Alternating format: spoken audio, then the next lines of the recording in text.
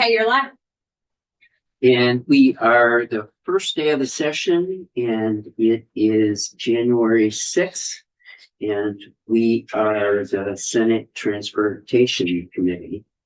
And I want to start with, we really haven't got a chance as a committee to talk since the 18th when we had our meeting, and we I think we all know that we've got a bunch of heavy issues in front of us. And I will tell you that I did take the liberty. I went in the fall to an NCSL meeting that they had, and you'll see Hawaii and you will see Virginia on the schedule this week. We're probably going to add to that Oregon and Utah. Those are all states that have done things about revenue.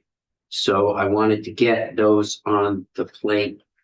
I'm going to round up after we go around the table because I want each of you to talk about what your priorities are for this committee, and have us, we're going to try to work in what your priorities and what I think is the overall priority of this our finances for transportation.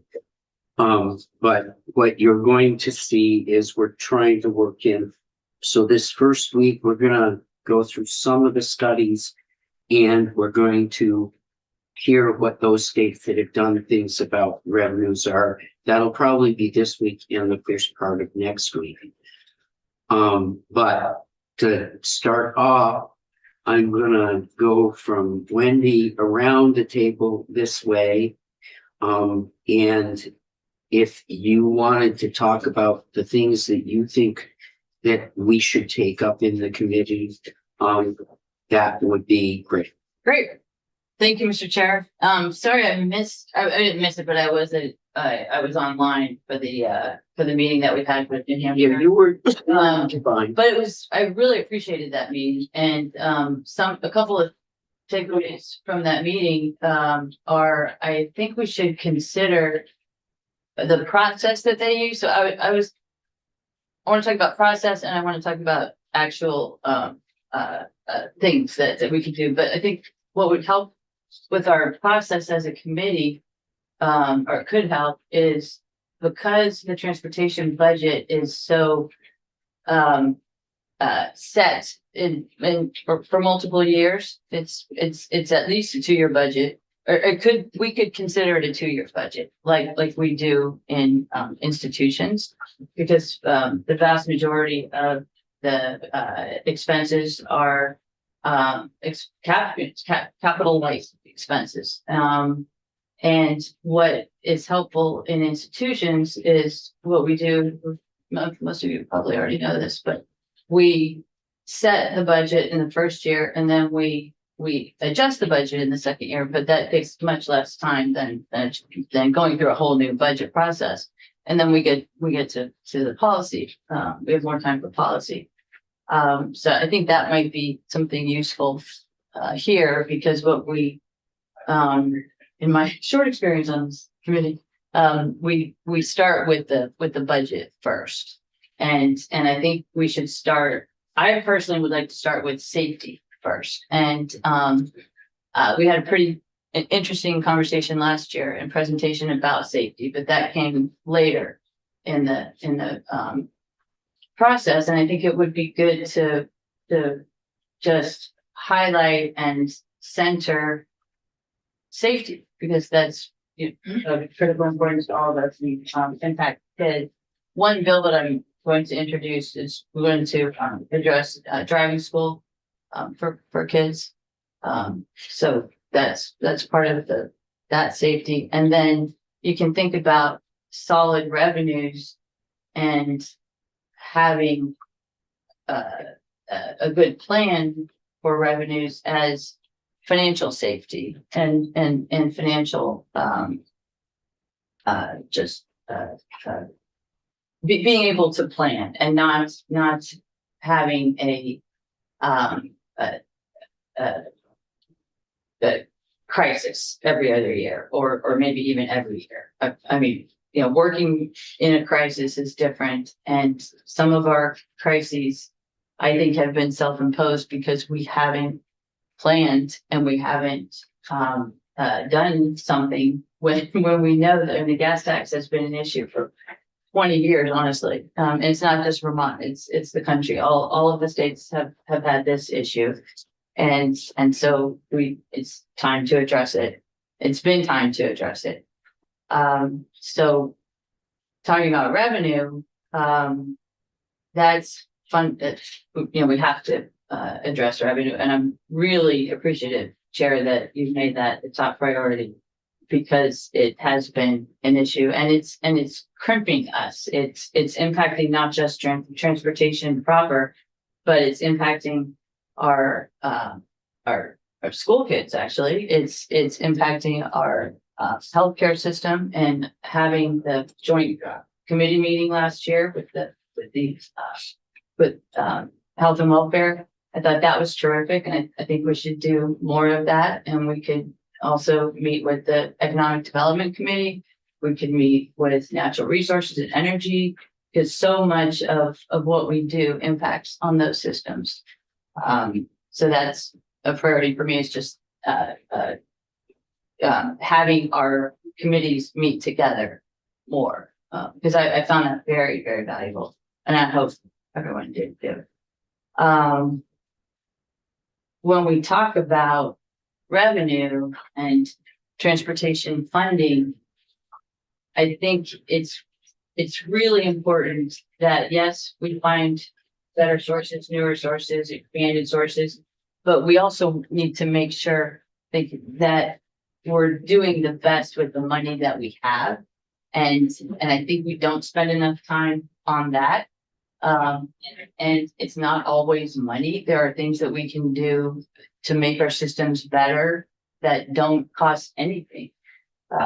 So that's something that I think we need to look at. That's one of the reasons that I am still going to keep advocating for the transit agency boards to be representative of the communities they serve, so that the transit systems are as effective as they can be, and that it doesn't necessarily require additional funding. It just requires being very deliberate about how the systems are designed and implemented. So then the other thing I want to talk about, I don't know if any of you, there's two studies that I've looked at. One is like a 1-page study, and this one is a longer, really helpful one. Transportation support study, which I saw is on our agenda, which I think that's on Thursday.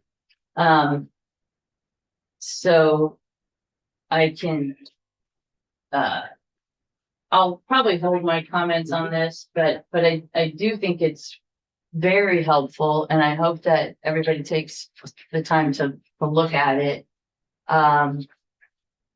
There are a couple of, I'll just say two things.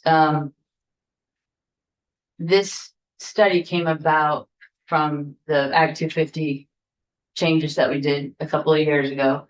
I was very concerned that we didn't include transportation in the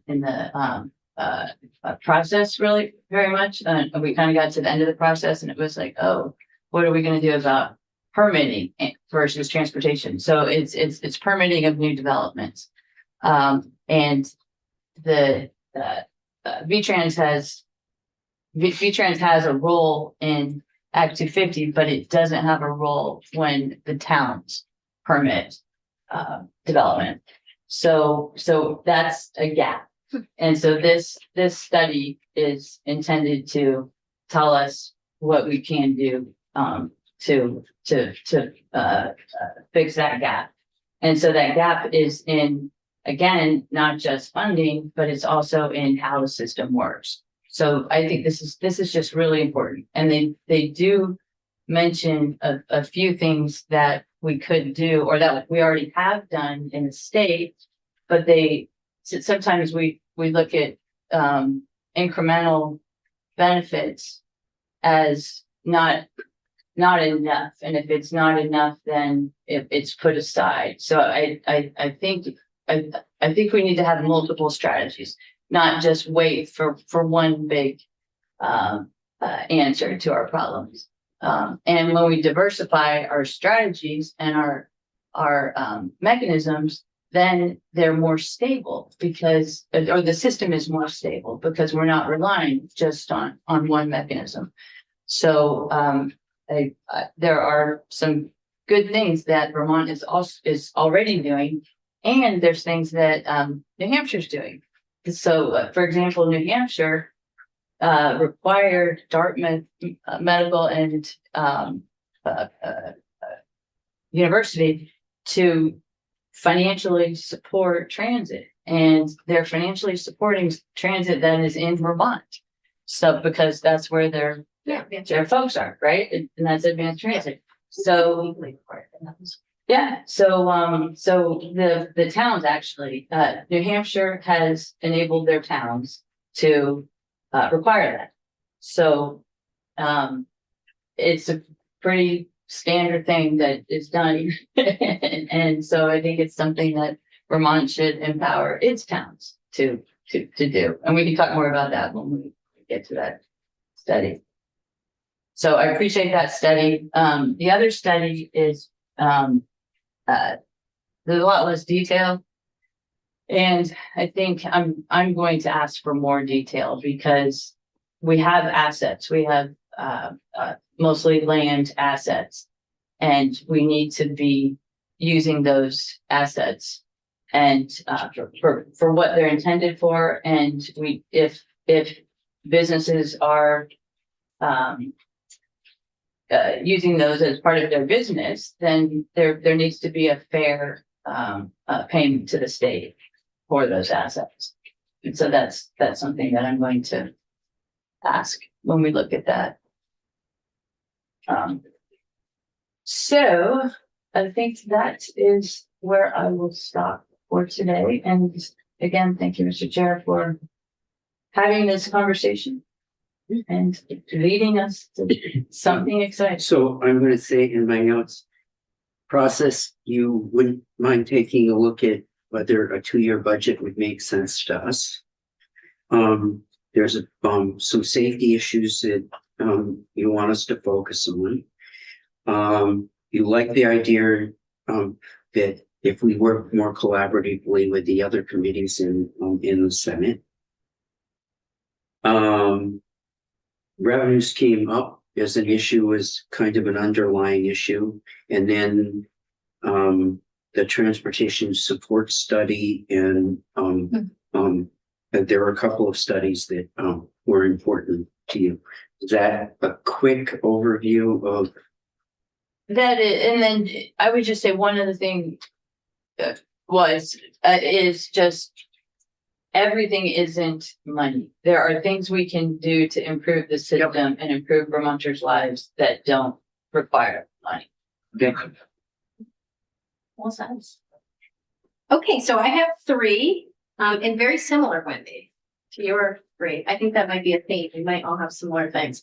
The first main priority for me is shoring up the $33 million shortfall and preventing a future rescission plan. That's my number 1.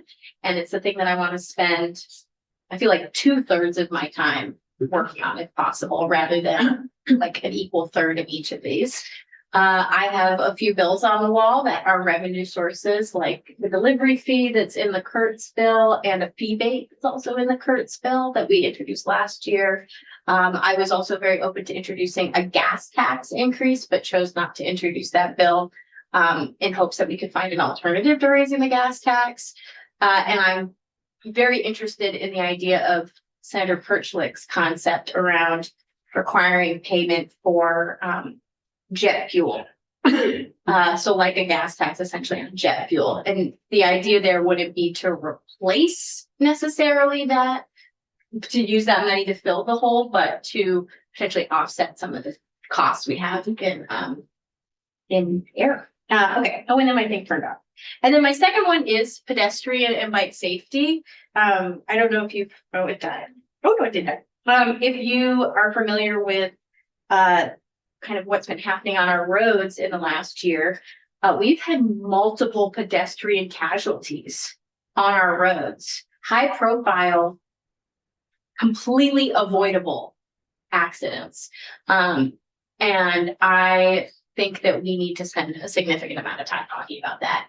I don't know what the solution there is, but I know Senator Tom Chittenden has put forward a super speeders bill that I've co-sponsored. I'm not sure. I think others may have also spoken to him about it, but it's similar to an interlock device on a vehicle where you just can't go over the speed limit. It prevents you. And what we know is that just about nationally, 75% of drivers who have had their licenses, they can't use their license. They have restrictions on them. 75% of them, from our understanding nationally, continue to drive. So clearly our methods aren't working and people are getting killed on our roads. So that's really concerning. So pedestrian safety, I can see super speeders. I can also see, especially with Act 181, like how do we design our downtowns or our places with high pedestrian use to be safer. So lots on that. And then my last priority is to add some stuff to the DMV miscellaneous bill, which I know we're going to be hearing first. And so I have a flotation device bill, which would require on boats, for example, you have to wear a flotation device all times of the year. It's not required now. You'll find out. It gets real fun. But that's like a basic. So a couple of small DMV things, including mini trucks and how those mini trucks are being required to register, and confusion with owners of the mini trucks. And I think also confusion on the DMV side on how we should properly register them. And this is a national conversation. They're kind of new to our market, so we're not alone in having to figure it out. And then the last one within the DMV miscellaneous bill is moving from an every year inspection, safety inspection, to a 2-year safety inspection. And I do have a bill that has been introduced. I didn't write down what the number was, but it was introduced today and it's being sent here. And I would like this to prioritize, maybe similar to what the pro tem said. It doesn't need to be my idea. It doesn't need to be my bill. But I think we should prioritize that conversation in the DMV miscellaneous bill around safety inspections, and are they doing what we want them to do, and are they meeting the needs of Vermonters? Yeah, that's my big three. So I get revenues again. Well, and and I think we're all going to have that. Safety, and our accidents up, are people driving faster, and then I think we should probably take a look at and dig into that, and I'll look for suggestions about who anybody thinks we ought to have in, because I suspect there's others listening to us as we're talking. And then you have 3 or 4 issues around the miscellaneous DMV bill. Mini trucks, flotation devices, which I know nothing about. And then I know you have the 2-year inspection bill in that case. Yep, you got it. And We do have my clean fuels bill that's coming here, but I don't expect us to take it up. I guess it's my list. well, I'm I would generally say to you, I think there around the 2-year inspections, there's a number of issues in that. One of them is, and I'm totally into taking a look at that issue in the overall. But I think there's a number of points in there. Are the requirements from DMV too strict? And with that, and the other piece is, I totally think that what we do around those inspections is too onerous, particularly on lower income people. and in that place. It is a big issue because there are lots of inspection stations and all that, and it would take a lot of time. And where that fits in our overall discussion of revenue, it's gonna bump up against that discussion. And so there'll be a lot to come on that.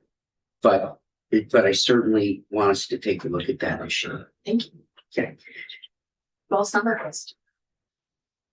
If you good notes. I'm trying to take notes. I'm trying to use it to be here. You want a notebook? Right. My notes are longer than I thought they should be. Andy, Ready? Yeah. So I'm gonna third, the safety discussion. So these are not in order, but just the order of what I've done. We had another death in my district from a wrong way driver around the interstate. And so, I had a couple constituents that passed that vehicle, coming the wrong way. And it turned out that person just drove across the median. People thought they somehow just got on the highway the wrong way, but just overall the discussion in pedestrian safety as well. But it seems like we used to early on in this committee have the Governor's Highway Safety Council, and they all come in and talk about the statistics. I think we've taken testimony on the statistics, but there are suggestions that it would be good to hear and think about. are they still active? I don't know. We appointed somebody, so Yeah, I think so. Okay. And I think they're, we got one. Yeah, well, we'll ask some Yeah. questions. so they're charged with kind of working on that issue and looking at the trends and what we can do to improve those. Definitely inspections. I hear that a lot. I think it's the one thing I've heard the most from constituents over the 8-9 years that I've been here.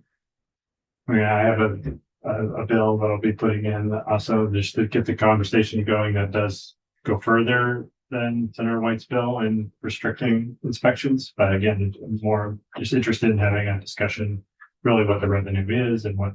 Can I ask, what's the direction?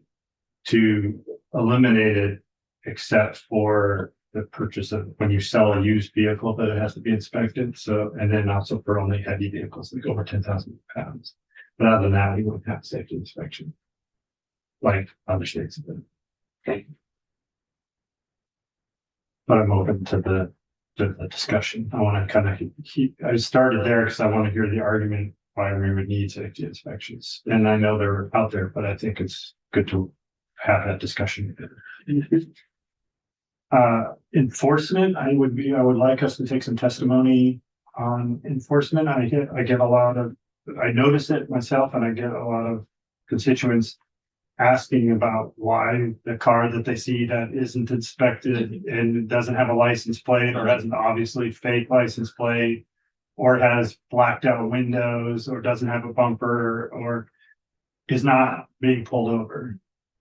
And so I don't know if that's why that is. And so I think just some testimony about that. And Anecdotally, I would just say to you from why people are driving way faster.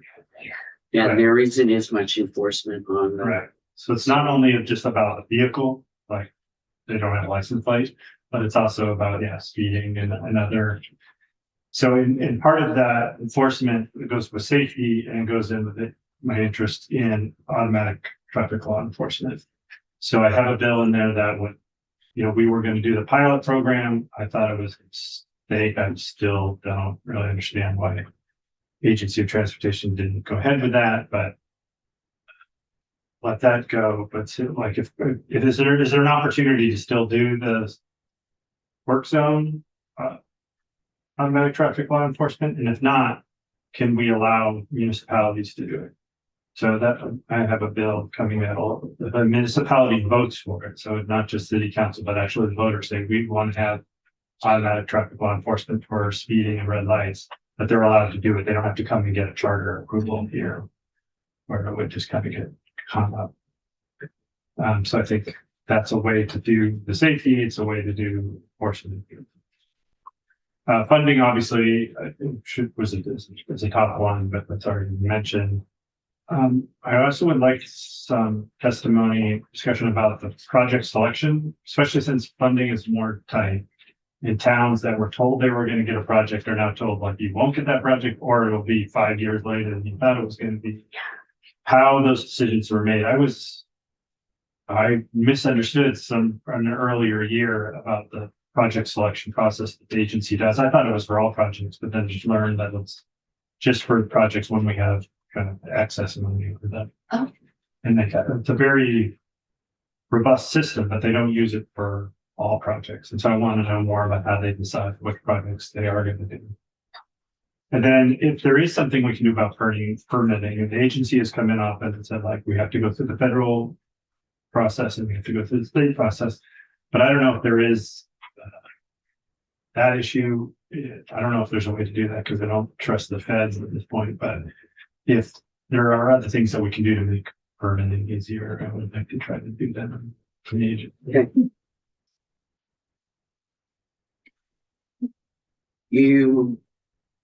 Safety again.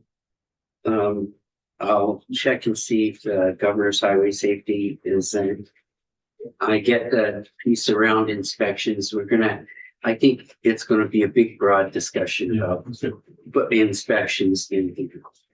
But your safety pulls into what I see as enforcement. Yeah, And it's around fast drivers, it's around why people aren't getting the enforcement isn't there for fast drivers, it isn't there for people that aren't getting inspected, aren't registering their vehicles. But what's going on with all of that?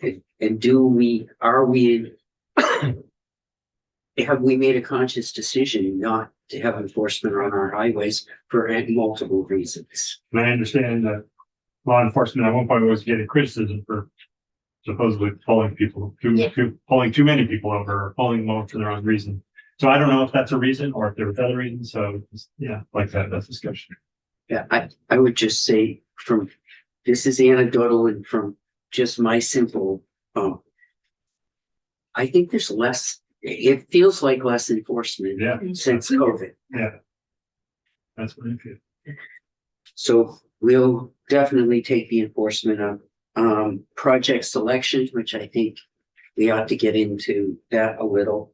And then the permitting issue, which I think I constantly hear from towns, particularly where we're placing this bridge, we aren't leaving the footprint of where we are. And Right. why do we have to?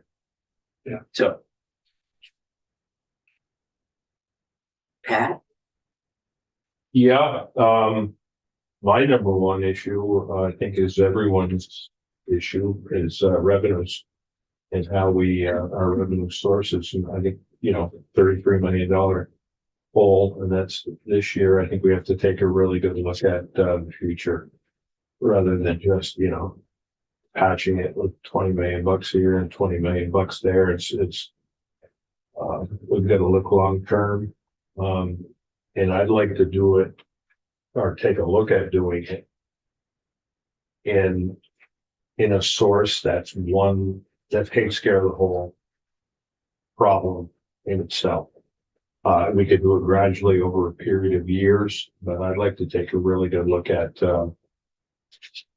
the third of the purchase and use that heads to education, which is about $52 million a year. Like I said, it doesn't have to be done in one lump sum, and I know that's a tough sell in this building right now, but at least have it be part of the discussion. Number two ties into that, my main concern with infrastructure and how it's deteriorating and being on transportation for 14 of my years here, along with Mr. Chair. 5 of them, I was your chair. Yeah. Now 6. Yeah. And 6, 7. What we went through in the House to bring infrastructure in Vermont back to where it was respectable, and it was in really tough shape. And I just worry that we're heading back in that direction. And and anybody else who sat on this committee knows how tough it is to get to regain that, momentum once it's lost. And the money it takes to do that. So that's concern that ties in with revenue. Inspections, I wouldn't mind seeing us or DMV take another look at the manual. I don't know about going every year or any of that. I'm almost with discussions on it, but, the manual needs a little bit of revamping. You know, people come in here and plop rotors on our Yeah, desk. I got And I've done a lot of browbeating beating the bushes with inspection stations in my area, and their hands are tied when it comes to really common sense solutions to an issue by the manual. So maybe we did that a few years back, but maybe it's time to refresh it again.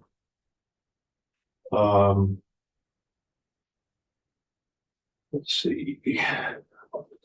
Yeah, I don't know how this ties in with our general conversation, but recently, I don't know if anyone, it's a Chittenden County thing so far, I think, of which I am a part of still in a weird sort of way, map wise. But I've been getting a lot of emails from public transit riders about the O&D program, which is, I don't know if any of you guys have, but so GMT's making some cuts to that program, and I haven't done enough homework on it yet. Just started a couple days ago with the emails, but I do have 89 constituents in Colchester that are affected by the cuts. Or maybe they're just maybe they're members that utilize the program, and some of them I've got a couple emails from people who have actually been notified already of cuts in their services. So might be something that GMT could talk to us about, and maybe somebody from the agency.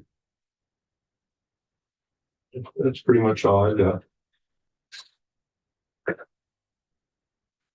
So I got revenues. I get, where the infrastructure is and where we're headed, and focus particularly when we get to the budget. Yeah. Inspections, but more from the angle of the manual, and is that manual appropriate for where we are, and how can we adjust that in those pieces? That's your big three. Yeah, and I've tag team with Andy on the public safety piece of things. It's not just super speeders, it's people just not remembering what a red light actually means when it turns red. Yeah. And I think we ought to have law enforcement in, because Yeah. people are doing that, are using that kind of behavior because they know there's no consequences. So I think I'm hearing a Yeah, common theme Yeah. from everybody here that public safety needs to come in, and we need to. Okay. And, the question will arise, how many people can we think are driving out there that don't have a vehicle registered? Yeah. So that's DMV and.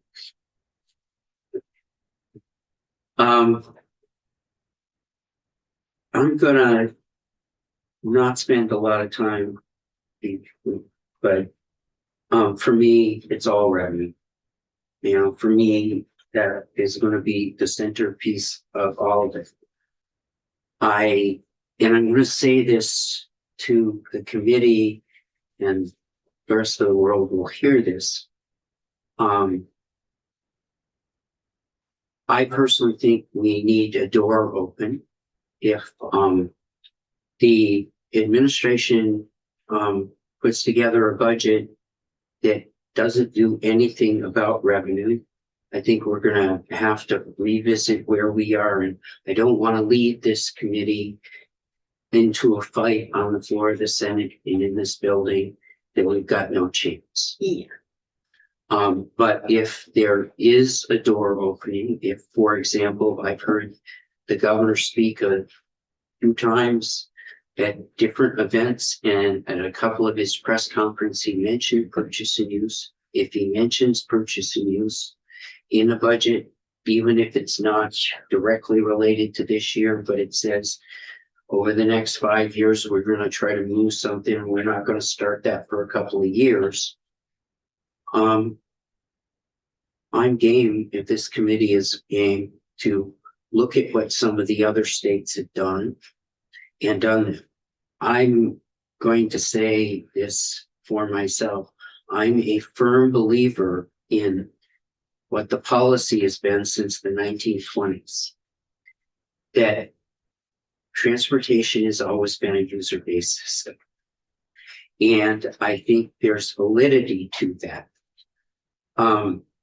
You know, for all of our revenue problems, I think nationally the average was in 1980 that the average car traveled about 10,500 miles.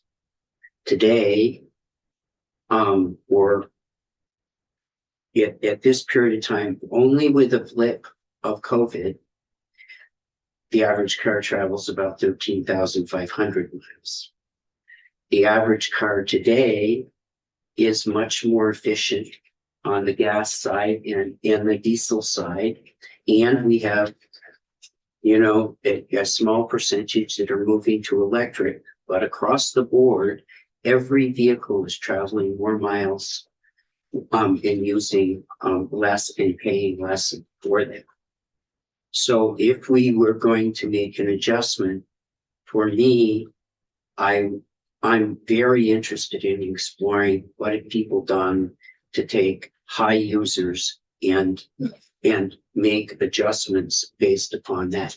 We can't be traveling more miles, doing more damage on the road, and that's a focus that I'd like us to explore in here in a direction that I would look at. I don't want to do that if no one else in the building seems interested. And I don't, but if there's any interest to that, I'm very interested in taking that. Mr. Chair, to that point, do you know, to Senator Harrison's point, if we could do a joint meeting with the House early on? I know they're getting the transportation budget bill first, and I don't know what date they're getting it, but it might be nice if they're the first whack at it. I think this one has already said she wants us to meet with other Yeah. committees around the building, and we'll explore that. Okay, great. We'll definitely. The other small issue that as we get into the budget, I am very interested in where the medical transport, what we did last year, and we opened that idea. We're looking at a year where the second half of the budget that we construct in appropriations, if they're correct, and we heard this in joint fiscal committee over the summer, that by this time next year, 45,000 people could be losing their Medicaid coverage. Oh, wow. And if we have that sort of number losing it, that's going to put tremendous pressure on rural healthcare providers. I'm on the board to an FQHC. I spent 16 years on my hospital board, particularly in rural Vermont. Medical transports are going to become more important. And I would like to figure out what we put in, where are they with that? Is there an opportunity here to beef this up? I don't want to let this go. And particularly when I see the constriction of healthcare providers in rural Vermont. And so that's my smaller issue in the overall, but those are the two areas that I'm going to push the committee to want to look at. And I think that will be another meeting with Health and Welfare. So, I think that ties into O and D part, because those are mostly medical transfers. yep. So I hope that Megan took good notes because she has a longer memory than I do. And, It's recorded. but it's helpful for me as we start to talk about where we are, what we had in, and where we might head. But I think we confirmed what my thought was is, revenues is our number one issue. But I would say to you, and I say this to the world, we're ready to move in here to look at the health of our system overall and look at revenues. But we're not gonna do it and just rock into a buzzsaw. So, for those that are listening outside, that care about this issue at all, it's time for them to step up and help us. If there's any opportunity. Is there anything else anybody would like to add? Others. I just have a logistics question. So in the past, I think we met at 9 a.m. Tuesday, Wednesdays, Thursdays, and Fridays. I just wanted to understand, like, is that our general schedule moving forward? And yeah, just wanted to make sure that what time you want us to be I here. think in the next couple of weeks, that's probably safe. Okay. As we get into this and we go further and we find out, what our opportunities might be. If the opportunities that were there for us to really be serious about the overall financial health of transportation, I think I'd be pushing you to maybe get up a little early. Okay. But I think you're at 8:30. I would think that some of that is going to depend in the next 2 to 3 weeks on what shapes up. Cool, thank you. I should have mentioned, the 5-year rail plan and 5-year transit plan are both going to be coming to this committee. So, if you have constituents who are interested, just start letting them know. I obviously don't know when that will happen. We can ask V-Trans, but they are ready and they will come to this committee. Okay, Yeah, I think perfect. we have Dan tomorrow, so maybe we ask him. Yeah. Yeah, Okay, thank you. that's all I wanted from you. Hey, Megan, thank you, Megan. We're glad that Megan is back telling me what to do. What can I do best? Well, you're good at it. Do you want to go off 5 now? Yes.